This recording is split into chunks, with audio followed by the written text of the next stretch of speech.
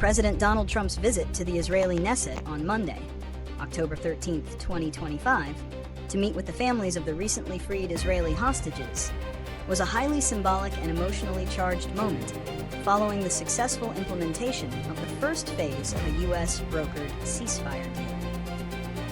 The visit culminated a dramatic weekend that saw Hamas release the final 20 living Israeli captives in exchange for the release of nearly 2,000 Palestinian prisoners and detainees. The primary analysis of the visit centers on its duality. It was both a humanitarian gesture of solidarity and a powerful diplomatic victory lap. By addressing the Knesset and meeting the families, many of whom had spent years in agony, President Trump placed himself at the center of a celebrated national moment in Israel. His declaration that the war is over and his subsequent travel to Egypt for a peace summit with over 20 world leaders underscored his administration's role as the principal architect and guarantor of the truce.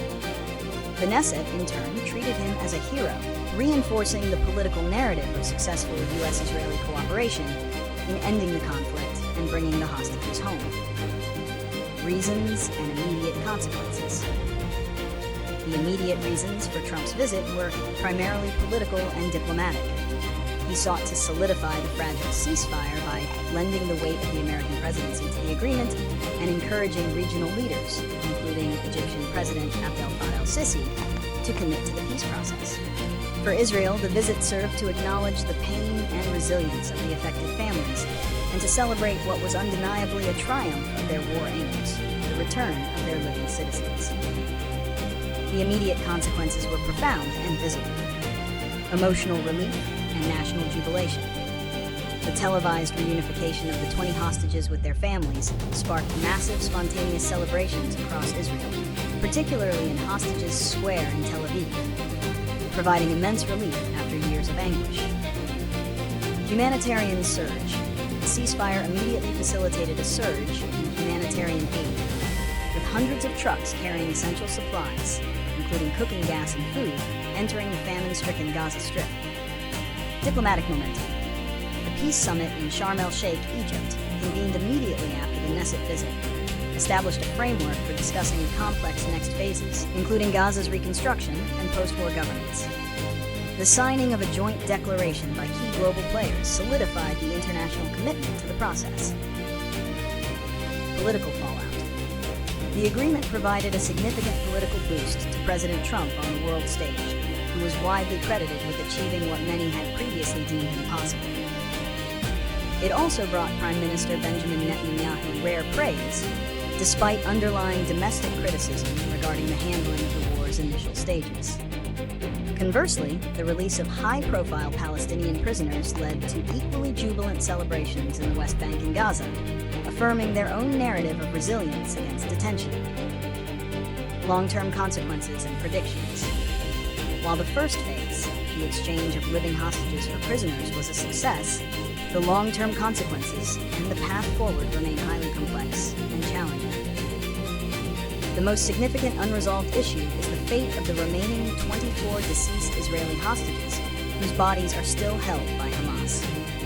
Negotiations for their return, which the Israeli defense minister warned must not be delayed, risk being viewed as a separate, emotionally charged stumbling block to durable peace. Prediction.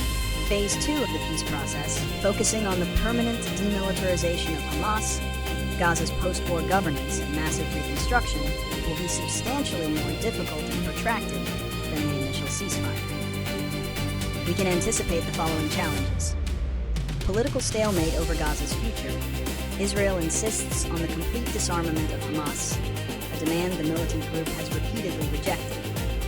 Without a clear, internationally guaranteed administrative and security body to replace Hamas, governance of the territory will remain contested, creating a security vacuum.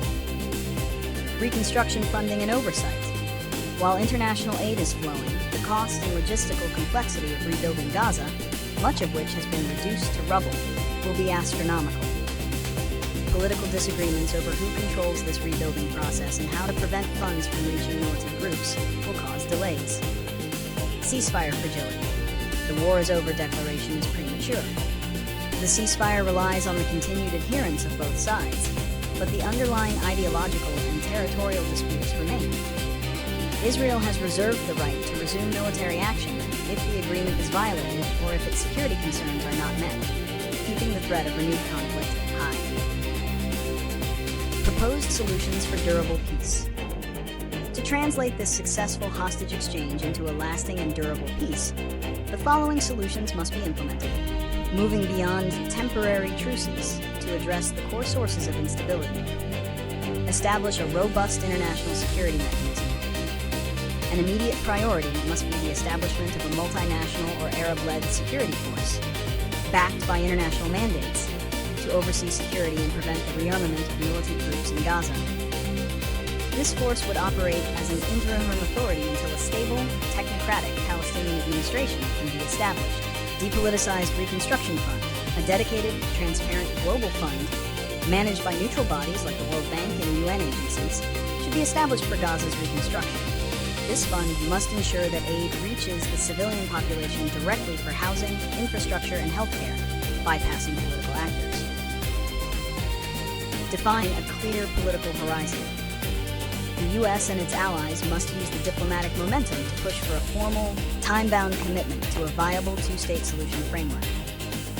While controversial, providing a clear path toward political dignity and a secure future for the Palestinian people is the only long-term solution to undercut support for extremism. Continued diplomatic pressure. Key regional players, including Egypt, Qatar, and Turkey, must maintain coordinated and persistent pressure on all factions to adhere to the terms of the agreement and participate constructively in the ongoing negotiations.